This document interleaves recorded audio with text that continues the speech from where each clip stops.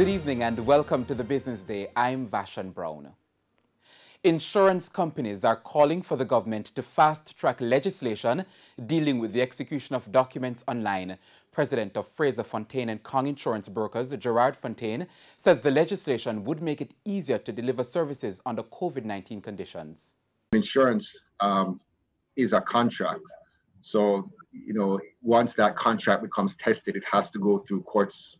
And if it is, and until that legislation goes through, they won't allow, a digital contract. So it's something that we're dying for.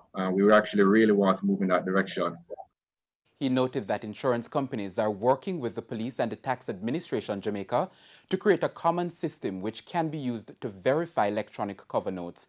At the same time, branch manager at Massey United Insurance, Winsome Gibbs, says the security of client data is still priority.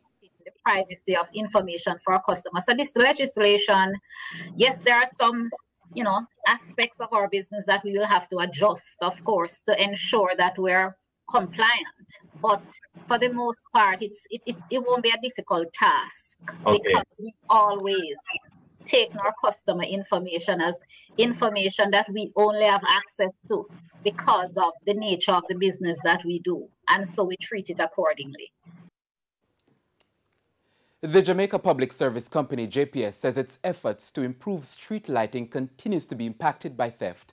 JPS says the access road to Silver Sun Estate in St. Catherine is the latest to be targeted by thieves.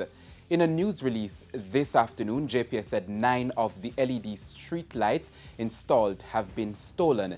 It says tracking of the stolen infrastructure is underway. The JPS says one of the many capabilities of smart LED street lights is their ability to provide information on the date and the time that they were last operational. Currency trading ended today with the US dollar selling for $146.48. The Canadian dollar sold for $112.92. The pound closed at $194.83, while the euro is going for $178.69. The JC index lost 1,705 points today, and the junior market index gained 5 points. Among the winners were Sterling Investments, US dollar shares, Express Catering, Caribbean Assurance Brokers, 138 Student Living, and 1834 Investments. On the losing side were Cayley Group, Epley 8.25%, CAC 2000, CNWJ Cooperative Credit Union Deferred Shares, and Consolidated Bakeries. And that's the Business Day. I'm Vashan Brown. Have a good evening.